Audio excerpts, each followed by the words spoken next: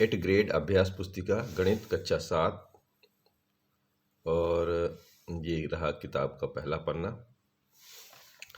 तो आप इसको देख लीजिए। ये हमारे मध्य प्रदेश राष्ट्रीय शैक्षिक अनुसंधान परिषद प्रशिक्षण परिषद वर्ष 2023-24 की है और समग्र शिक्षा मध्य प्रदेश राज्य शिक्षा केंद्र भोपाल द्वारा प्रकाशित है। ठीक है, तो हम इसी को हल करेंगे और आपकी सुविधा के लिए आगे चलते हैं। तो ये अपनों से अपनी बात है, ये विद्यार्थियों से कही गई है, तो इसको देख लेना है आपको धीरे से।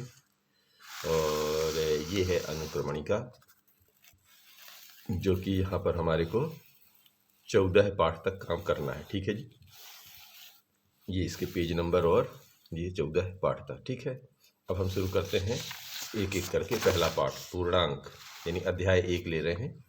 अध्याय 1 में क्या क्या दिया गया है ये देख जो है आपको एक बार अच्छे से पढ़ लेना है इसको धीरे से, है ना। ये हम आपको एक बार एक स्क्रीन पर झलक दिखाते हैं, इसको आपको पढ़ लेना है पहले। और फिर इधर भी है इसका पन्ना, ये भी एक बार पढ़ना है आपको अच्छे से। फिर ये पढ़ने, हालांकि किताब तो आप पढ़ चुके हैं और पढ़ने के बाद यहीं से इसका जो है शुरुआत होती है। अब ये है प्रयास कीजिए। प्रयास कीजिए का मतलब आपको आप काम शुरू कर देना है। तो ये कह रहे हैं घटाइए, ऋण 15 में घटाना है ऋण 18 को।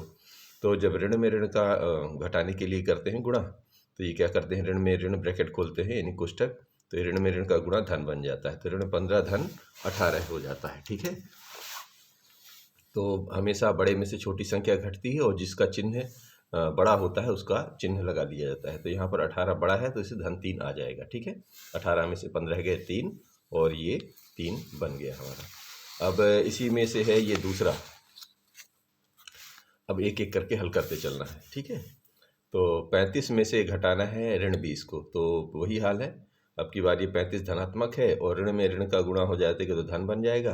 तो ऋण में ऋण के धन बनने के बाद ये बन गया 20 और 35 में से 20 जब जुड़ जाते हैं तो यहाँ पर 55 आता है। यानी कि घटाने को ही जब एक समय के बाद जो घटाना जो है ना गुणे में बदल जाता है। इस कहने का मतलब ये है, यानी दो ऋण को लगातार घटाने की कोशिश करेंगे, जुड़ते हैं, लेकिन ऋण में ऋण का यहाँ पर ये जो मतलब कहने का ऐसा कहने का मतलब है कि 20 रुपये उधार था और कह रहा है उधार का उधार कर दो, उधार का उधार कर दो मतलब उसका उधार ही कर दो, तो वो धन में बन जाता है। ऐसा है, समझ रहे हैं, इसको इस टाइप से समझ सकते हैं।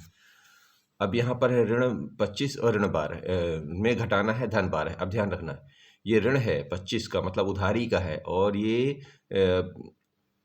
13 रुपये आपके पास मूलधन है। ठीक है ना, यानी आपके हैं, धन मतलब धनात्मक है और उसको घटाना है यानी 13 कम हो जाएगा।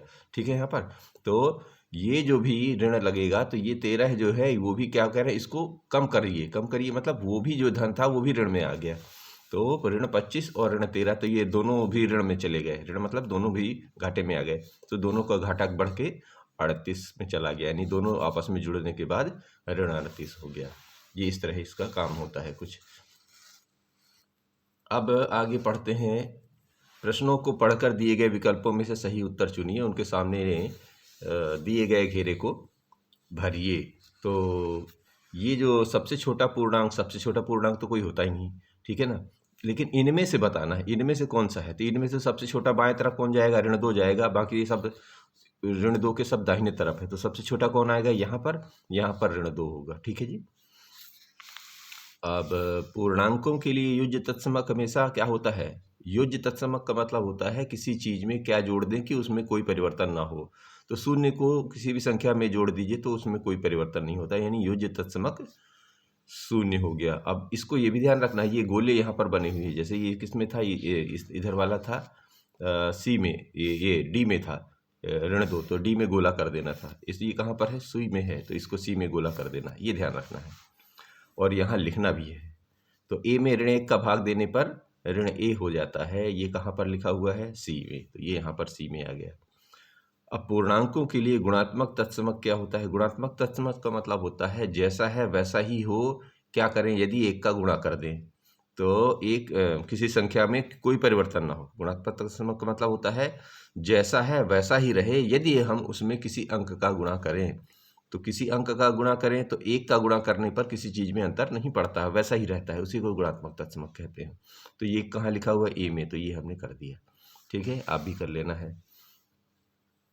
5वां कह रहे हैं, यदि सोमवार को श्रीनगर का तापमान -3 डिग्री सेंटीग्रेड था और मंगलवार को तापमान 3 डिग्री सेंटीग्रेड और कम हो गया, तो मंगलवार को श्रीनगर का तापमान क्या होगा? तो जी देखो, -3 पहले से था, 3 और घट गया, यानी -3 में -3 और लग गए, चिपक गए, तो बन गया -6 डिग्री। ये कहाँ पर लिखा है? डी में। तो इसका जवाब दे देना है डी से। फिर अगला लीजिए कि एक ऐसा पूर्णांक युग्म लिखिए जिसका योग -3 है, यानी कि कोई भी बना सकते हैं आप, कोई दिक्कत नहीं है, कैसा भी कोई भी कर सकते हैं। तो हमने यहाँ पर के लिए ऋण 1 और ऋण 2 को लिया है, इन दोनों को जोड़ने पर ये -3 बन जाता है, यानी कि 1 उधारी और 2 और उधारी मिलके 3 उधारी, बोले तो वही ऋण हो जाता है। अब एक ऋणात्मक पूर्णांक और एक धनात्मक पूर्णांक लिखिए जिनका अंतर ऋण 8 है। ऋण 8 है, अंतर मतलब घटाना भी है, तो ऋण 6 में से धन 2 को घटाएंगे तो क्या बन जाता है? ऋण 8 बन जाता है, यानी कि ऋण 6 और धन 2 जो है वो एक धनात्मक पूर्ण, ये ऋणात्मक पूर्णांक हो गया और ये इधर वाला धनात्मक पूर्णांक हो गया। 8वां प्रश्न ये कह रहे हैं कि यदि किसी पूर्णांक को ऋण 1 से गुणा किया जाए तो क्या प्राप्त होता है? तो यहाँ पर थोड़ी सी इबारत लिखनी पड़ेगी कि यदि धनात्मक पूर्णांक को ऋण 1 से गुणा किया जाए तो ऋणात्मक संख्या, तथा ऋणात्मक पूर्णांक को ऋण 1 से गुणा किया जाए तो धनात्मक संख्या प्राप्त होती है। ये आपको लिख देना है। 9वां नंबर ये कह रहे हैं कि मान ज्ञात कीजिए, ऋण 42 में से 12 का गुणा करना है। तो ठीक है, तो ये तो गुणा कर दीजिए जी, 12 दूनी 24 की 4 और 12 चौक 48, 49 50। चिन्ह किसका है? ऋण का, तो ये ऋण ही रहेगा। ठीक है, तो ये ऋण 504 बन गया। ये तो कर ही सकते हैं, कर लीजिएगा। 10वां कह रहे हैं मान ज्ञात कीजिए, ऋण 125 में ऋण 25 का भाग देना है। तो जी ये ऋण और ऋण जब का भाग देते हैं तो ऐसे ऊपर नीचे लिख लीजिए, ऋण से ऋण ये कैंसिल हो जाएगा और 25 पंचे 125, यानी कि 5 बार भाग जाता है और ये यहाँ पर 5 लिख देंगे। अगर आप 20 से 25 तक का पहाड़ा याद कर लेंगे तो आपको सारे काम जो है बहुत आसान हो जाएंगे। ठीक है, कैलकुलेशन से बच जाएंगे, यानी 20 तक तो कम से कम बनना ही चाहिए आपको। ठीक है ना, और अगर 25 तक याद है तो बहुत ही बढ़िया। तो अगला प्रश्न ले रहे हैं कि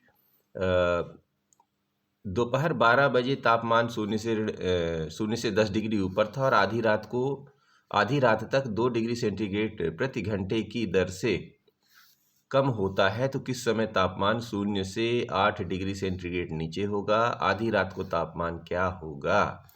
तो जी शुरू कर देते हैं। इस तरह देखो, ये एक काम करते हैं, इसको 2 तरीके से लगाया जा सकता है, या तो एक एक करके घटाना शुरू करो या संख्या रेखा बना के बहुत आसानी से आप समझा सकते हो। यहाँ तो कुछ ऐसा दिया नहीं कि क्या करना है, वो किताब के हिसाब से बता रहा है, लेकिन किताब में भी संख्या रेखा का उपयोग है, तो हम संख्या रेखा के इस्तेमाल से हम इसको सब साबित कर रहे हैं। ठीक है, तो ये जी देख, ये संख्या रेखा बना दी। दोपहर 12 बजे से मध्यरात्रि कब होती है? रात के 12 बजे। तो दोपहर 12 बजे से शुरू कर रहे हैं, सो 1 2 3 4 5 6 7 8 9 10 11 और ये रात के 12 है। ठीक है, अब यहाँ से देखेंगे कि 12 बजे तापमान कितना था? 10 डिग्री सेंटीग्रेड था। ठीक है जी, अब कह रहे हैं कि 2 डिग्री सेंटीग्रेड प्रति घंटे की दर से, देखिए जब 10 था तो 1 बजे कितना हो जाएगा? 8, मतलब 2 डिग्री घटाते चले, फिर 6, फिर 4, फिर 2, फिर 0 हो जाएगा। 0 के बाद फिर ऋण की तरफ जाएगा, तो ऋण 2, ऋण 4, ऋण 6, ऋण 8, ऋण 10, ऋण 12 और रात में 12 बजे कितना हो जाएगा? ऋण 14। इससे बहुत आसानी से आप समझ सकते हैं। ठीक है, अब इनमें जवाब देना है। क्या दे रहे हैं कि आधी रात को का तापमान बताना है पहले तो आधी रात पर देखिए कितना आ गया है? ऋण 14। तो आधी रात को तापमान ऋण 14 डिग्री सेंटीग्रेड है। फिर कितना? ये वाला जवाब दिया। फिर किस समय तापमान 0 से 8 डिग्री नीचे होगा? तो 0 से 8 डिग्री मतलब देखिए 0 से 8 डिग्री नीचे ये इधर आया है, तो 0 से 8 डिग्री नीचे, यहाँ पर आप डिग्री का चिन्ह बना दीजिए जैसे इनमें बना हुआ है ये डिग्री।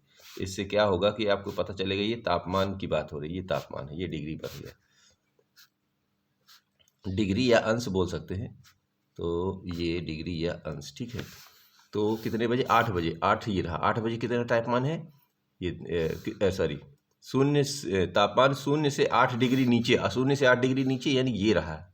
और 8 डिग्री नीचे कितने बजे हुआ है, 9 बजे रात को। यहाँ देखिए ये समय है, ये क्या है, रात्रि समय,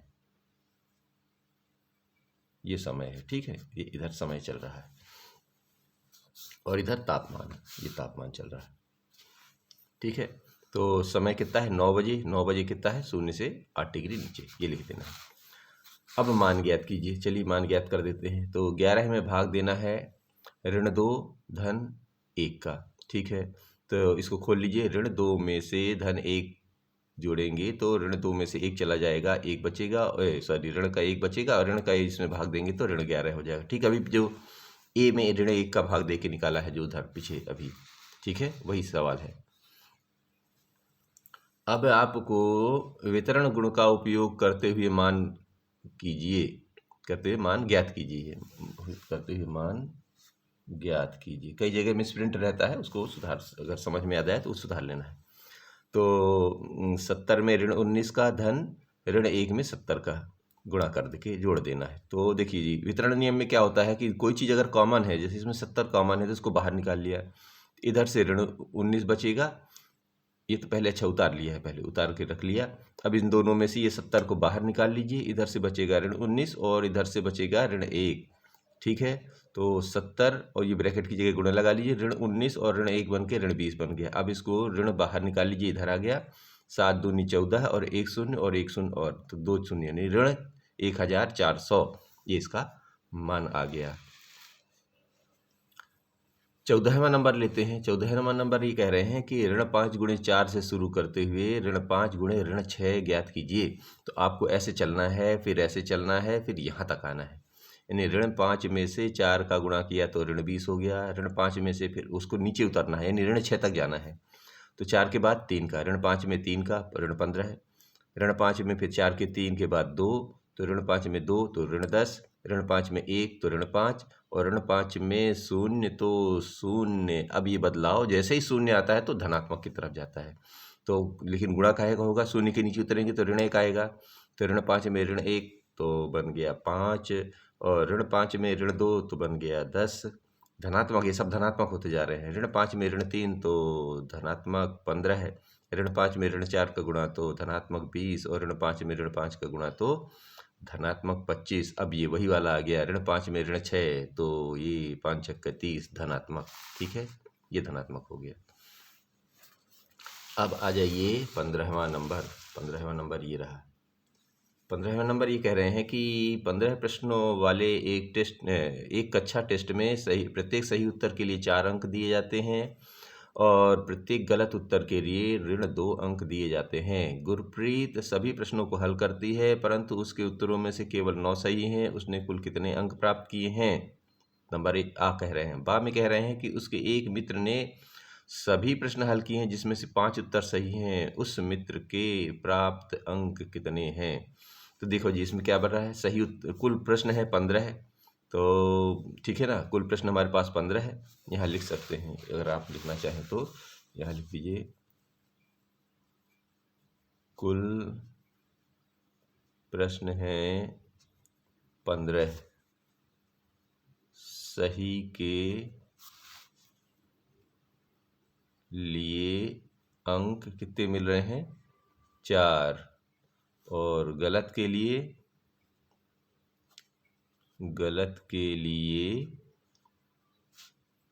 ऋण 2, ये आपको मिल रहा है।